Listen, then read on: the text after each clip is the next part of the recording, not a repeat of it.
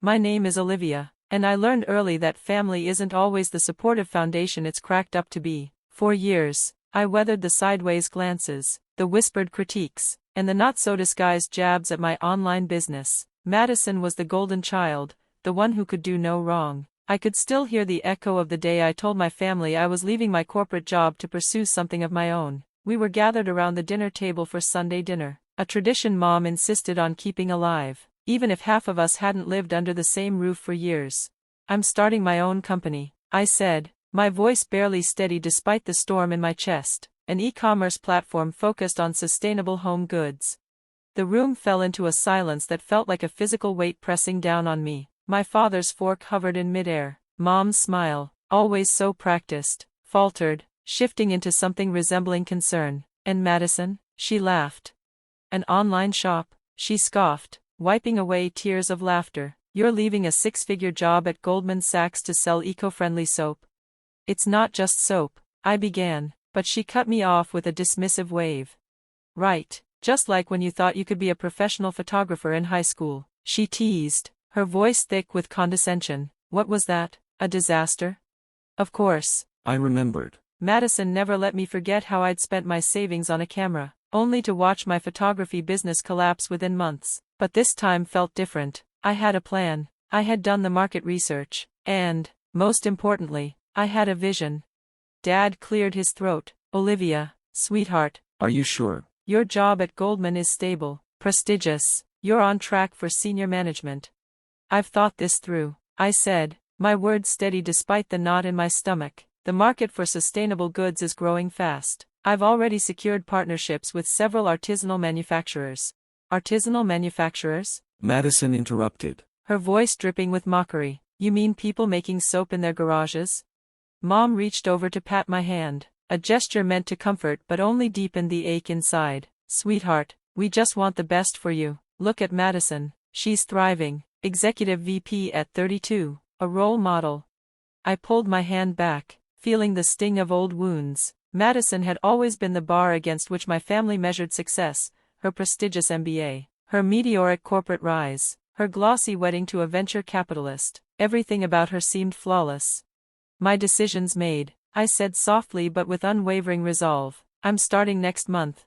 That was 3 years ago. 3 years of building Eco Haven from the ground up, of sleepless nights and 18-hour workdays, of learning every nuance of e-commerce and fostering partnerships with sustainable manufacturers across the globe. 3 years of enduring my family's judgment, their constant whispers, and Madison's thinly veiled ridicule.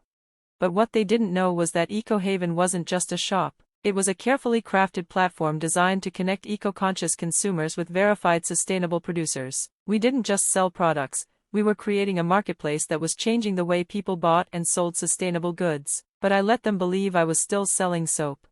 Every family gathering was a balancing act. Madison would always steer the conversation back to her latest triumphs, a major merger she was overseeing, an office opening in Singapore, a tech magazine naming her one of the top 30 under 35.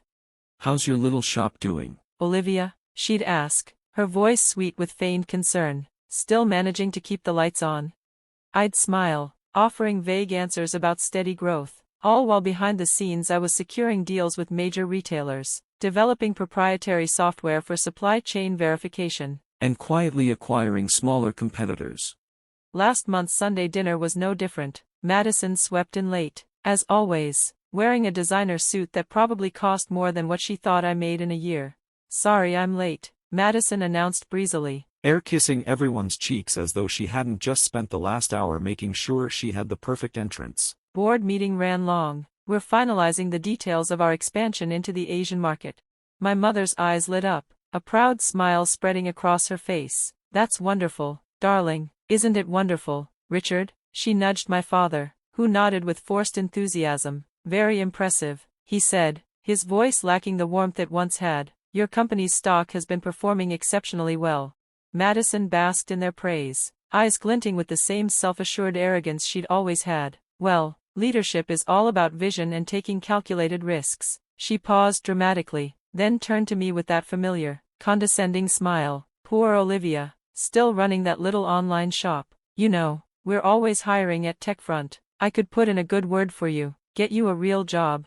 I took a slow sip of my wine, hiding the amusement tugging at the corners of my lips. If only she knew how much her precious company owed to the very e-commerce management software I had licensed through one of my shell companies.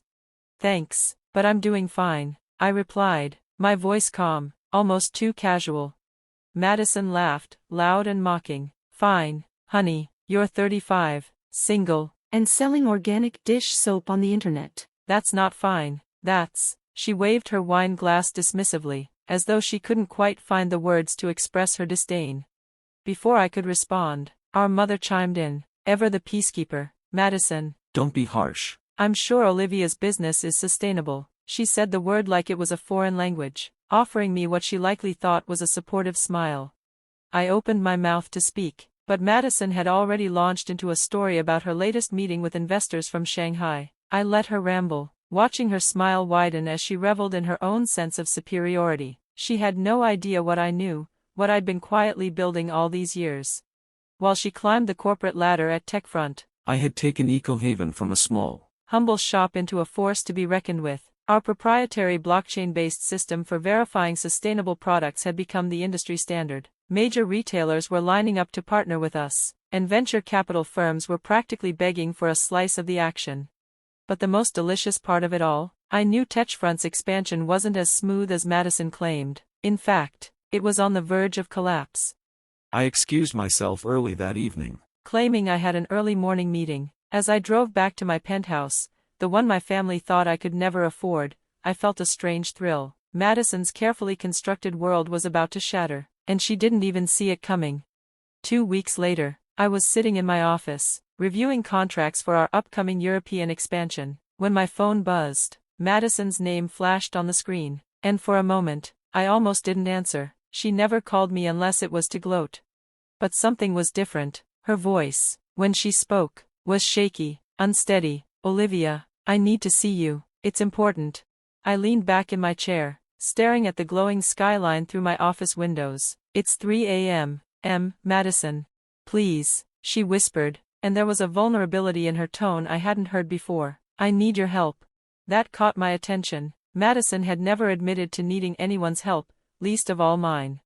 Come to my office, I said, then gave her an address she'd never heard before. But that's in the financial district, she said, confused. I thought your shop was just. Come, Madison. 45 minutes later, my private elevator opened. Madison stepped out, and I hardly recognized her. Her designer suit was wrinkled, her hair disheveled, her eyes bloodshot from crying. She stopped in her tracks when she saw where she was. The top floor of the Miller Building, floor-to-ceiling windows offered a sweeping view of the city, and the reception area alone was bigger than her entire office at TechFront. I don't understand, she whispered. What is this place? I stood from behind my desk and walked toward her. Welcome to EcoHaven's global headquarters. She took a tentative step forward, her gaze sweeping the sleek, modern design, the massive screens showing real-time data from our global operations, the rows of awards lining the walls. This is impossible, she muttered, her voice barely audible. You sell soap on the internet? No, Madison, I said, my voice steady, almost triumphant. I built a revolutionary e-commerce platform that's valued at over $2.8 billion. The soap was just the beginning. She collapsed into a leather chair, her legs giving way beneath her. But, how? Why didn't you tell us? I took a seat across from her. Would you have believed me, or would you have just mocked it, like everything else I've ever tried to do? Tears welled up in her eyes. Olivia, I'm so sorry. I need your help. TechFront's in trouble. I know, I said quietly. Your expansion in Asia is failing. Your new software platform has critical security flaws. Your stocks are going to plummet when the market opens tomorrow morning. Her head snapped up, eyes wide with panic. How do you know all that? Because I've been watching. I know about the corners you cut, the safety protocols you ignored, the financial reports you fudged. Did you really think nobody would notice? We can fix it, she pleaded, desperation creeping into her voice. We just need time and money. $10 million would be enough to patch the security holes and keep us afloat until we can recover. I opened my laptop and turned it toward her. On the screen was a detailed financial breakdown of her company, far worse than even she knew. The numbers were damning. 10 million wouldn't even come close to fixing this.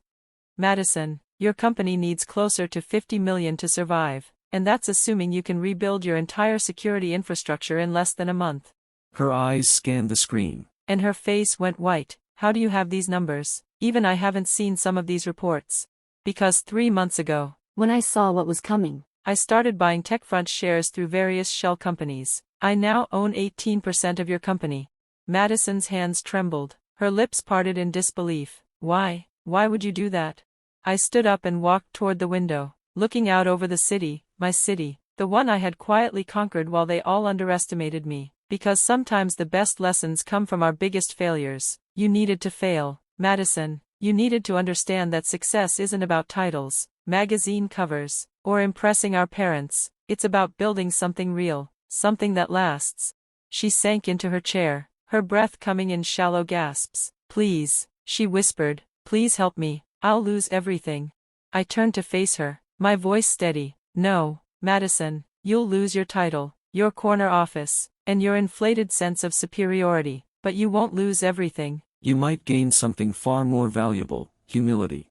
She swallowed hard, her voice barely audible. What are you going to do? I sat back down at my desk, folding my hands in front of me. Tomorrow morning, EcoHaven will announce its acquisition of TechFront. we'll absorb your company, fix the security issues, and restructure everything. Your shareholders will get a fair price for their stocks, and your employees will keep their jobs. A flicker of hope crossed her face, but her eyes were still clouded with fear. And me? You'll step down as executive VP. If you want, I'll offer you a spot in our product development team. You'll start at the bottom, just like I did. No special treatment, no shortcuts. Her breath caught. Entry level, but I have an MBA from Harvard. And I built a billion-dollar company while you were mocking me at family dinners. I replied, My tone calm. but carrying a weight of finality. Your choice. Madison, take the job, or walk away. She sat frozen for a long moment, tears streaming down her face. Finally, her shoulders sagged, and she nodded. I'll take the job. Good. One more thing. I paused, locking eyes with her. You'll tell our parents about TechFront's failure, about my success, all of it. No more pretending.